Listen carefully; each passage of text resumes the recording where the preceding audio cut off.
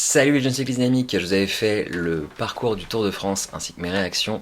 Il est maintenant temps de parler du parcours du Giro qui est sorti mercredi dernier, me semble-t-il. Un Giro 2020 qui réserve tout un tas de surprises. Allez, je vous emmène voir la configuration. Mais avant ça, si les vidéos de la chaîne vous plaisent, n'hésitez pas à liker, commenter et vous abonner. Ça contribue pour de vrai à ce que la chaîne se développe et pour que je puisse vous proposer des vidéos toujours plus intéressantes et ça fait vraiment la différence.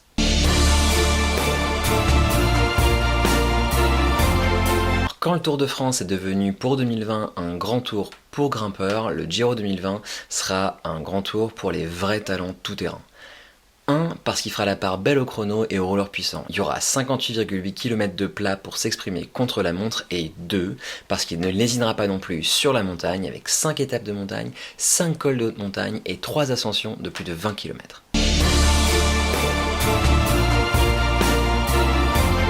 Commençons par le début, le prologue. À mon sens, il s'agit d'un prologue taillé pour Filippo Ganna. 2 fois champion du monde de poursuite, 3e au championnat du monde de chrono cette année, 2e au chrono des nations cette année également, devant Primož Roglič et derrière Jos van Emden, vainqueur au chrono du Big Bang Tour en 2019, cette fois-ci devant Jos van Emden. Tout ça pour vous dire que sur ce genre de chrono de 8 km de long, ça m'étonnerait que Filippo Ganna ne tire pas son épingle du jeu. Et ça m'étonnerait qu'Ineos ne l'aligne pas sur le Giro, sachant tout cela.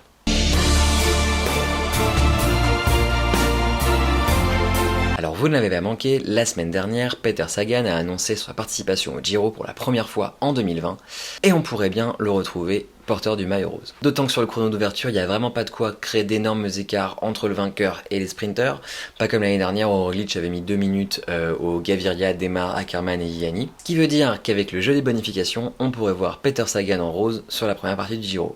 Alors à partir du lendemain, faut pas rêver, mais le surlendemain, étape numéro 3, on pourrait probablement voir Peter Sagan tout de rose vêtu. La question derrière ça, mais c'est combien de temps pourra-t-il le garder? Une étape comme Monreale à Agrigento devrait pas être un problème pour Peter Sagan qui reste quand même un coureur de classique, donc une étape vallonnée comme l'étape 4 du Giro 2020 ne devrait pas lui poser de problème. L'étape 5, c'est là que ça se complique. Entre la ville d'Enna et l'Etna que les coureurs vont grimper par Piano Provenzana, 10,7 km de montée à 6,6% de moyenne, c'est là que ça va se compliquer pour Peter Sagan. Et ce sera probablement un jour de gloire pour un autre coureur.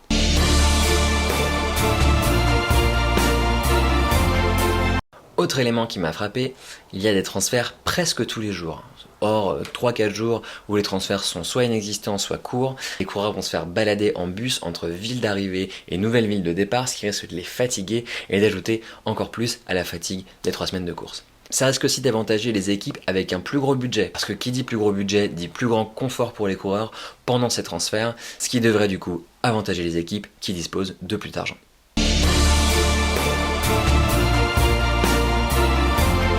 Un élément frappant qui fait aussi du Giro un grand tour comme on les aime sont les étapes épiques. Si le Tour de France a envoyé à la poubelle les étapes de plus de 200 km, il n'y en a qu'une seule sur le Tour de France 2020, le Giro semble les adorer. Sur ces 21 étapes, 10 font plus de 200 km et 3 étapes en ligne seulement font 150 km ou moins. Pas beaucoup, hein. Sur ces 10 étapes de plus de 200 km, 3 sont des étapes de montagne et elles sont toutes programmées pendant la dernière semaine. Ça va faire mal. Ce qui nous fait penser que les rebondissements en semaine 3 risquent d'être nombreux. On a hâte d'y être.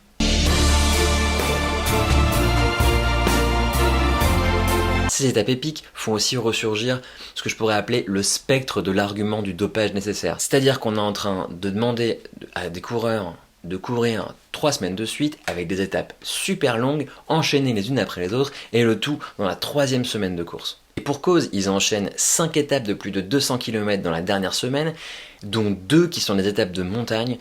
Ça risque d'être un véritable carnage. Et un autre élément qu'on se passerait bien, ça risque de poser des questions sur les coureurs seraient-ils devenus surhumains, sur la crédibilité des vainqueurs de Giro 2020. Et ça, c'est dommage, on ne pourra pas vraiment échapper à ce débat.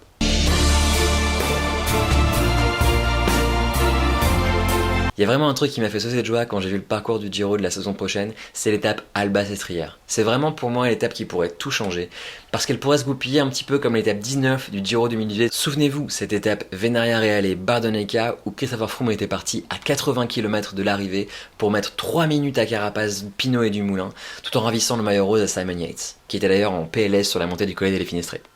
Ça, c'est du cyclisme qu'on a envie de revoir et c'est vraiment ce à quoi j'ai envie d'assister pour ce Giro 2020.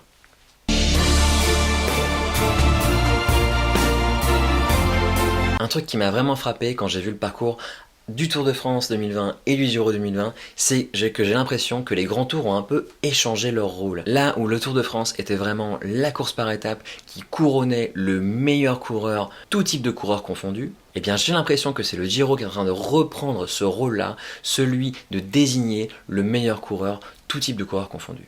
Est-ce que le Giro, en intégrant de plus en plus de contre-la-montre et tout autant de montagnes, serait pas en train de devenir la course reine pour désigner les meilleurs coureurs, ceux qui sont les plus polyvalents?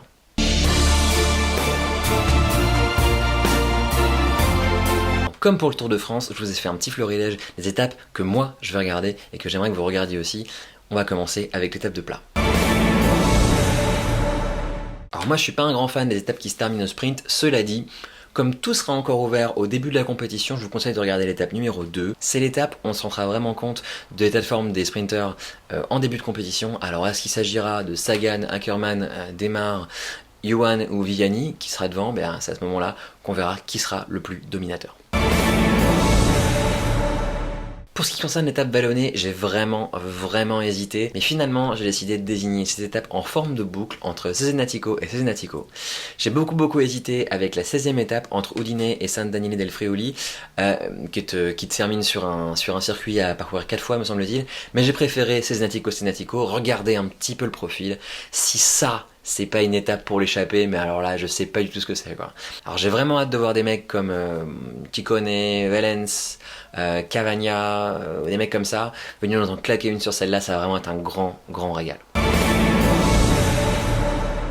Alors, les étapes de montagne, je peux vous dire qu'il y en a un paquet, je vais pas faire dans le très original, mais pour moi la 18e étape, celle qui relie Pinzolo au lac de Cancano, ça devrait vraiment être quelque chose.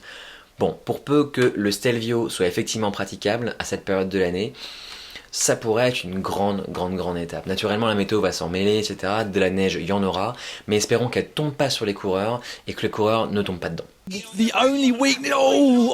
was a nasty crash. Bon, évidemment, qui dit Stelvio dit Chimacopi, et donc ce sera l'étape à regarder pour voir le classement de la montagne exploser en morceaux, et il y a beaucoup de coureurs qui verront bleu sur cette ascension-là.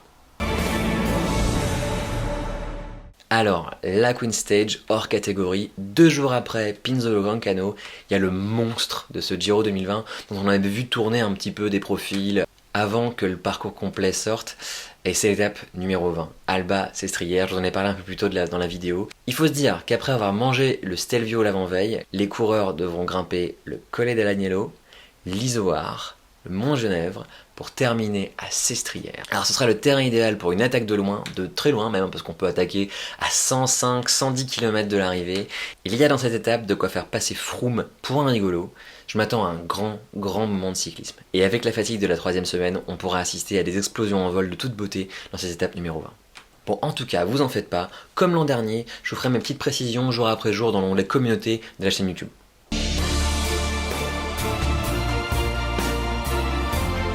Alors, qui pour gagner? Je vous ai déjà expliqué un petit peu qui je présentais comme équipe forte pour le Tour de France. On va retrouver sensiblement les mêmes sur ce Giro 2020. Et naturellement, on va commencer par Ineos. Alors chez Ineos, c'est un peu la guerre des chefs, parce que l'an dernier, étonnamment, ils avaient personne pour le job, Pavel Sivakov était leader. Cette année, ils ont vraiment l'embarras, ou bien le luxe du choix, un peu comme pour le Tour de France. Sauf que, Transude de la Movistar, ils intègrent Richard Carapaz, tenant du titre, qui devrait probablement souffrir de la prépondérance du chrono, mais bon, l'an dernier, ça l'a pas trop dérangé. Il n'avait pas perdu tant de temps que ça, il a réussi à gagner à la fin. Donc, Carapaz, vraiment gros client côté Ineos. Mais il y a aussi Geraint Thomas et Chris Froome, naturellement, qui eux excellent dans l'exercice du chrono, qui ont l'équipe qui va bien autour d'eux pour faire en sorte de les amener jusqu'au bout, qui devraient probablement pouvoir, s'ils participent au Giro 2020, faire d'une très belle performance. Et souvenez-vous l'an dernier, qui était pressenti pour être le leader de l'équipe Ineos sur le Giro 2019, c'était Egan Bernal. Il y a encore du coup naturellement une guerre des chefs étendue entre le tenant du titre, récent Transude de Movistar, 2 grands coureurs de l'équipe Ineos, Geraint Thomas et Christopher Froome, ainsi Egan Bernal, tenant du titre Tour de France, qui était pressenti l'an dernier pour être le leader sur le Giro. Côté Jumbo-Visma, il va y avoir également un gros souci, puisque Tom Dumoulin, archi favori avec le prépondérance du chrono, déjà vainqueur en 2017, deuxième en 2018, abandonne sur chute en 2019, aura vraiment à cœur de bien figurer sur un parcours qui devrait normalement lui convenir, puisqu'il est excellent sur l'exercice du contre-la-montre. En face, Primož Roglič, également excellent sur le Giro 2019, excellent sur le contre-la-montre, il gagne les 2 contre-la-montre individuels du Giro 19. Il est descendu aux enfers en 2019 à partir de la semaine numéro 2, après avoir vraiment pas mal dominé la première semaine. Donc bon, j'ai l'impression quand même de mieux comprendre ce qui risque de se passer à la Jumbo-Visma quand il s'agit de partager un petit peu les 3 grands tours entre leurs leaders.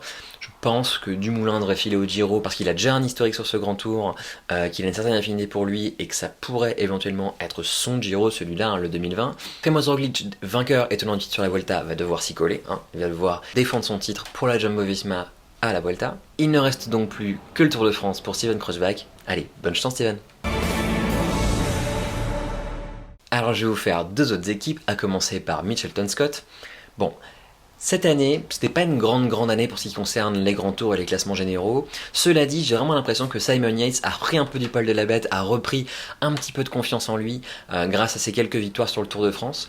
Donc un Giro 2020 pourrait vraiment bien coller pour conjurer le sort de la 3e semaine qu'il avait un petit peu fracassé en 2018, souvenez-vous. Niveau équipe, il va pouvoir compter sur le soutien de Chavez qui a gagné une fois sur le Giro 2019, lui aussi probablement un petit peu remis en confiance après avoir dégringolé sur celui de 2018, mais aussi sur le soutien de Mikel Nieve qui fait une place de 2 sur le Giro 2019 cette année, et aussi sur le soutien de Jack Haig, 6ème sur el Lombardia le mois dernier. Cela dit, sur le Giro 2020, il n'y aura pas de chrono par équipe qui était quand même un des points forts de la Mitchelton Scott qui fait beaucoup de bonnes places sur cette épreuve puisqu'elle avait l'habitude de sortir des grosses machines pour avantager leurs leaders. Je pense à Bauer, Durbridge, Sventoft et Bully qui étaient des gars qui emmenaient très bien et qui permettaient à leurs leaders de gagner du temps sur ces épreuves par équipe. La Groupama FDJ, s'il faut parler d'une équipe française, c'est probablement de celle-ci dont il faut parler, mais pour dire des choses un petit peu différentes. C'est-à-dire que, si j'ai bien compris, Thibaut Pinot devrait viser pour 2020 uniquement le Tour de France, ce qui crée une sorte de vacances du pouvoir à la tête de l'équipe Groupama FDJ. Qui donc pour le remplacer? Qui donc pour prendre la place de leader à la Groupama FDJ? Eh bien, je pense que s'il doit y avoir une année Gaudu, ce sera une année Gaudu sur Giro 2020. L'absence de Thibaut Pinot sur le Giro 2020 devrait laisser la place aux plus jeunes talents, et même si 2019 n'est pas super bien terminé pour David Gaudu parce qu'il ne fait que 11ème à el Lombardia le mois dernier, 2020 pourrait bien être l'année Gaudu, et si c'est le cas, ce sera au Giro. Alors si vous pressentez un coureur que j'aurais oublié ou que vous estimez que je m'enflamme complètement sur certains, n'hésitez pas à m'expliquer pourquoi dans les commentaires en dessous. Alors j'espère que cette vidéo vous a plu, que le sujet vous passionne. Moi le Giro c'est vraiment ma course préférée dans toute l'année, c'est celle que je prends le plus de plaisir à suivre parce que c'est un peu le premier grand tour de l'année, on se met un peu dans le bain avant le Tour de France, c'est surtout une épreuve qui est tellement palpitante à regarder, c'est vraiment incroyable.